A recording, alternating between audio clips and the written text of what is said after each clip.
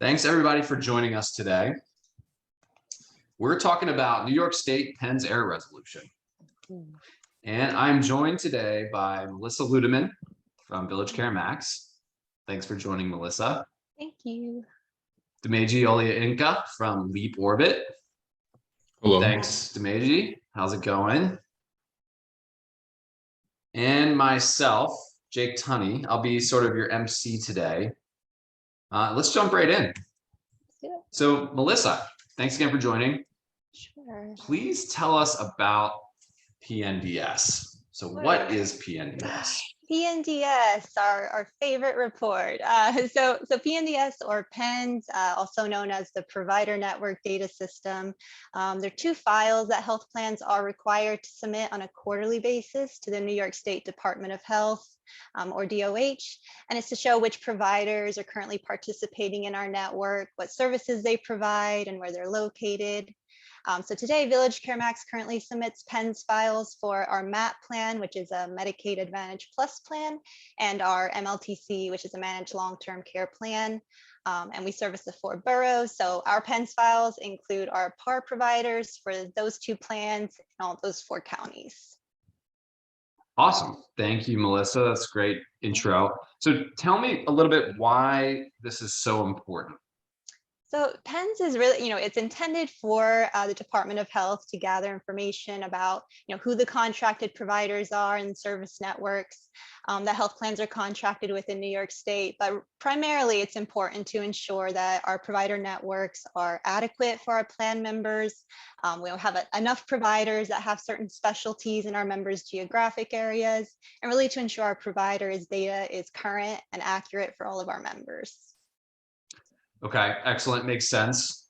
So let's get into a little bit about your process and what does it end up looking like to submit the PENS file? Sure. So we have a third-party administrator data team that generates the files for us in the correct template from our provider data in our system. And it's comprised of 2 files. There's one called provider, which are the individual providers like physicians and practitioners. And then there's the ancillary file, which are all the other providers like facilities. So our TPA submits the first test files through what's called the PENS portal, and that generates error reports based on the data we submitted. So then our TPA sends these error reports back to our provider relations team so that we can start the process to research and correct and resubmit our test files until they are ready for final submission. Got it. And typically this can end up being somewhat of a manual process for you. And can you tell me a little bit more about why that is? Absolutely. Yeah. So, the error reports are just heavily manual process on our end because we usually end up having to look up so much individual provider details on various different resource websites and files to, try to narrow down what exactly the issue is. Each error can have different issues associated with it. So it just really takes a lot of time to review each detail and ensure the provider's record is fully corrected. And then once we find a correction, we then have to update the PENS file, resubmit, re-get a test or error report, and continue repeating this process until we've essentially cleared out the required errors. Sometimes fixing an error can result in a new one. So it just takes a lot of time to research and retest.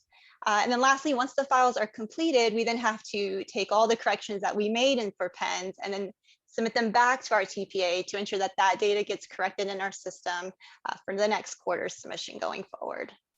So it's definitely been a challenge. It's a very time-consuming process.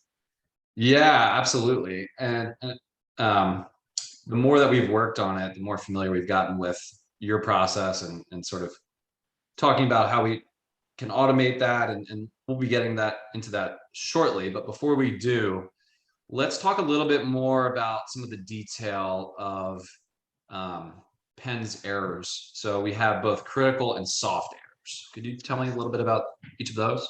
Sure. So on the screen, you'll see what looks like a sample error report that we might see for a provider test file submission. You can see at the top there are critical errors, and at the bottom there are soft errors. So as a requirement, we must eliminate all of the critical errors in order for our files to even be accepted. So we generally, once we get these reports, we are laser focused on those critical errors to try to resolve those first, to ensure that our files are accepted before the deadline. For the soft errors, we have a certain threshold we have to meet to ensure that our files are accepted. However, recently DOH has also advised that we must resolve errors, soft errors that have what's called a Part A or Part B note tied to them. And generally those are kind of issues around the Medicaid ID number, the meds ID. But again, it could be other issues as well. So those are the kind of how we focus on what we research first. Gotcha. Okay. And so I think you gave a little foreshadowing there. So let's talk about an example of some of these errors you're resolving. So if you wanted to narrow in on sort of the Medicaid IDs as an example. Sure. So one of the errors you can see under the soft errors are meds ID not valid / blank for Medicaid provider. And again, these errors generally would point to an invalid or missing Medicaid ID number, which DOH requires for certain provider types. So, to resolve that issue, we would need to go to, say, eMedNy, or look through various Medicaid ID files that DOH generates and try to find our provider, by name or license number, to try to verify what that correct Medicaid ID number is. And then just as another example is the license number blank or not valid error. So that one is just to kind of walk through what that process looks like. Generally, I would see who the providers are that have these errors and look for what is their provider type. And a provider type is a code that corresponds to the provider's profession or degree. So, a code of 1 would be an MD, a code of 2 would be nurse practitioner, and so on. And so once I confirm that, then I can go to the New York State Office of Professions website, find the profession, search for the provider, and try to validate the license number that way. So it's a very manual process because it is one by one having to look it up. And then on top of that, it may not even be an issue with the license number. Sometimes it could be that we have the wrong profession. So, I may then have to go to the NPI registry to check the provider's NPI number to see if they have a different profession, and then go back to the Office of Professions site to search for the correct profession and then find the provider's license number. So even with that one error, there can be a multitude of errors associated with it. So that's why it just takes a lot of time to really resolve the provider's error and make sure the records are fully corrected. Gotcha. Okay. That was a really wonderful overview, Melissa. I appreciate that. And thanks again for joining us today. It's been a lot of fun working with you and the VillageCare Max team on this stuff. Absolutely. Thanks. Okay, let's keep rolling. So I'm going to give a brief overview of our product Convergent, and how it's sort of playing an integral role with helping resolve these errors. But as a bit of a background, Convergent is at its core sort of a continually updated master data management product of all provider data that we can get and put into this single source of truth. So that includes state licensure boards, CMS data, DEA, NPES, sanction data. Now we've added network participation via these new FHIR APIs. And we're also doing some proprietary web scraping stuff that Demeji will touch on. But this can be used, once all the data is together in Convergent, we surface that information via APIs. And that can then be used for stuff like credentialing and enrichment of provider data. But what's cool about Convergent is we also can take in customer data sets and match them with this reference data that we're using, and enrich that data in real time so that can then also be accessed downstream. And like I said, so primarily what we're using here for this project is the provider search API, which is used to enrich the VillageCare Max files with the up-to-date accurate data really quickly. So Melissa doesn't have to go out to all these different websites. So with that, let's transition to Demeji.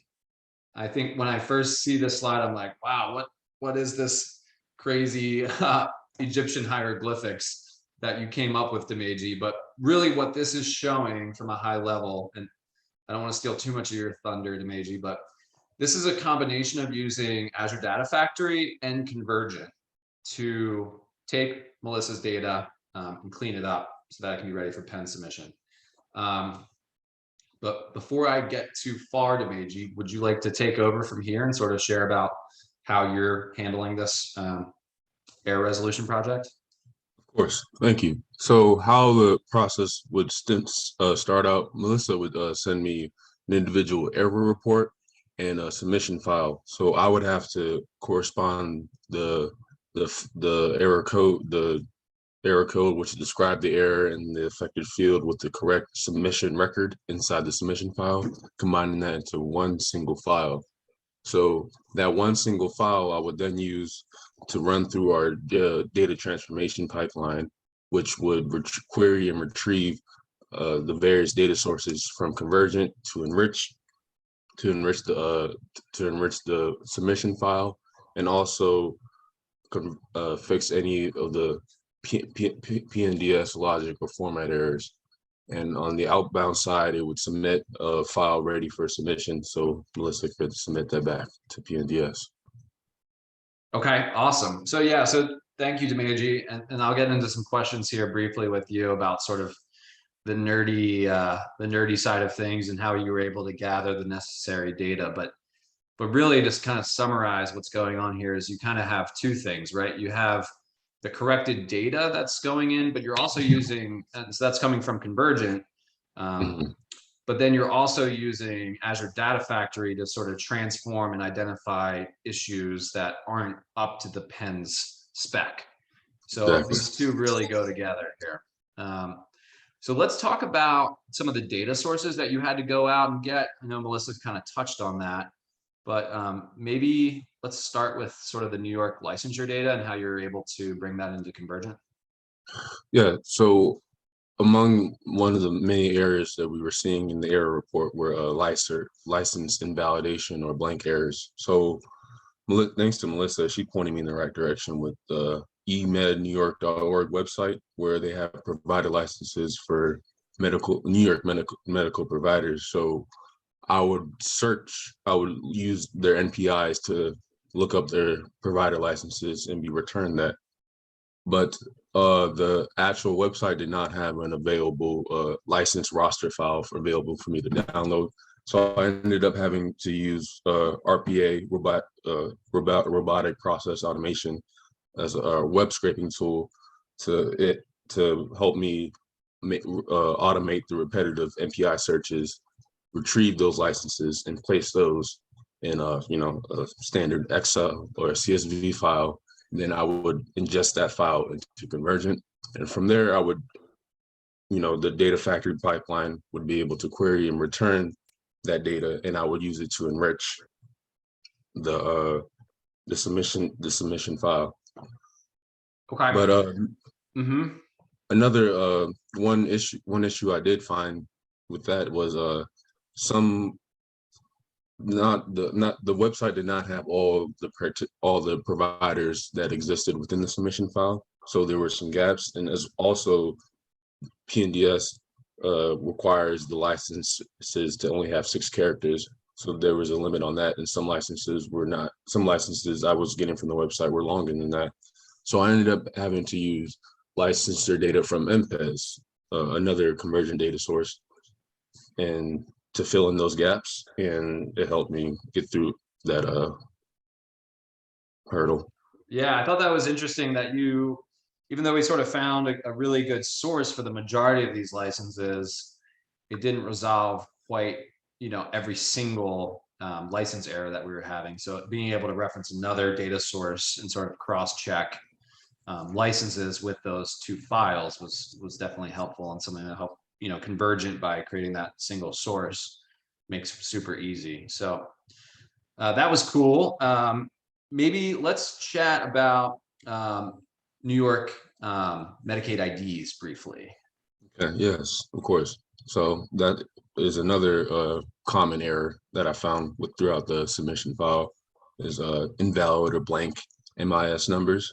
So I would get that information from our New York Medicaid data source where they have the MIS numbers for providers. And it was unlike the emednewyork.org website, which the licensure data website, they had a Medicaid roster file available for me to download. So that was easy to ingest and retrieve from Convergent. I also had to get data from this Medicaid pending provider file, thanks to Melissa, because not every provider had an MIS license or they were pending, and we needed to show that in the actual submission report. So using those two files, I was able to hammer away at that specific error. Cool. Yeah. So that was actually two files that you had there. Is like Yes. the New York Medicaid provider New file York- and then the pending file. Okay. Yes. Gotcha. Okay. And so now, so let's talk about a little bit more on sort of the transform side and making sure that the export spec that you created using Azure Data Factory and Convergent, had the correct codes and things like that. So did you want to talk about provider type codes? Yes. So another error that we saw. So for the provider type data, I would reference MPES and also the New York Medicaid MIS roster file I mentioned before, and they did not. So as Melissa mentioned previously, Penn's data has a certain amount of has provider type codes for the providers. So I would have to crosswalk the provider types that I got from the two Convergent data sources to the correct provider type codes, because when a record was flagged as having that error, I wasn't entirely sure what type of provider they were. So once I got the correct provider type from the two data sources, I would crosswalk it to the actual PIN's code so it could be ready for submission. Gotcha. Okay. And then we also sort of out of the box with Convergent, we support address standardization. So could you touch on that as well? Yes, of course. So there were plenty of invalid address errors as well. And I queried Convergent to standardize these addresses. And an issue I came across was there were a lot of spelling errors within the address, but luckily they were pretty common. It was just concerning the suite and the floor names. So I would have to fix that spelling error so our address standardization process could read that as a separate address line 1 and address line 2 for the suite and floors. Yeah, that was really interesting. So you had to sort of combine a regular expression within Azure Data Factory to splice those out. Yes. And then our sort of address standardization sort of feature was able to resolve those errors as well. Okay, great. Thank you, Demeji. So finally here, we kind of had three recommendations for a project like this. One was starting out small. So initially when Melissa and Demeji and the team here got working, we picked just a few error categories that we could focus on, sort of demonstrate how we could do that. And then once Demeji was comfortable with that process and established a good feedback loop with Melissa, then we were able to go on and expand the error categories that we could handle. So I thought that was really useful and a good way of tackling this. And then Demeji, can you talk about sort of the shared document that you and Melissa created and worked on together to facilitate this? Yes, that was very helpful to really start and organize this whole entire process. We had a shared Google sheet that we would list out the data dictionary definitions for common error categories that we're gonna look through, and we would just continuously update that with I would specify what logic I would incorporate into like determining if that field had an error other than the actual field value that signifies that the record had an error. I would just specify my logic, and Melissa would just double check that and just give me any feedback on anything I was missing or stuff in that capacity. Yeah, I mean, truth be told, like I don't think this project would be successful without Melissa's expertise, because she's, you've done this so much, Melissa, that you kind of knew the booby traps to watch out for with pens, because the Right. data dictionary is one thing, but then actually applying the logic to create the correct format is sometimes totally different. Exactly. 100%. And before we move on to Q&A, Melissa, did you have anything else to add to this slide? I know this was mostly Demeji here, but just wanted to open that up for you briefly. Yeah, I would say also just one of the great benefits of working with Demeji is, he was able to work with, requests I had, like, oh, hey, would you mind, putting this in there or including this column to help me show like what exact data was changed. This was actually a huge help because, usually if I was updating the PENS files manually and getting that submission done before the deadline, I would then have to go back later to try to figure out, okay, what exactly did I change? What exactly was corrected? And then I have to put together an update file for our TPA that says basically, you need to update the license number, you need to update the provider type. So to have Demeji have that in a file that, first column says all the data elements that were, affected or needed to be updated, and then just having the corrections in the file, so I could just quickly resubmit the test file, without even having to think about it really. It just saves so much time, and it was just such a great pleasure to work with you guys. Awesome. Thank you so much, Melissa. And Demeji really was the leader on this project. So Demeji, nice job. Absolutely. And I really think these are the kind of projects that sort of exist throughout healthcare, where it's like you have so many sort of little regulatory type tasks that just add up. And Melissa, before this, you were talking about your HSD submission, and that's something else that's just, it's part of your job, but then there ends up being sort of these tiny manual tasks that just add up over time. Exactly. That we want to really try to figure out what the low-hanging fruit is there and automate as much of those away. Right. And I would just also add, this quarter that Demeji helped me with was, like I said, was our best, our most clean PENS report to date. Just significantly, very few errors were left in our final file submissions this year. And when we looked at them, they were mostly just informational errors, that DOH will add an error saying, oh, this provider is on the PENS, the MMIS pending file, which is, not an error we fix. It's more just to say FYI. So those were really the only errors we had left for this quarter's submission.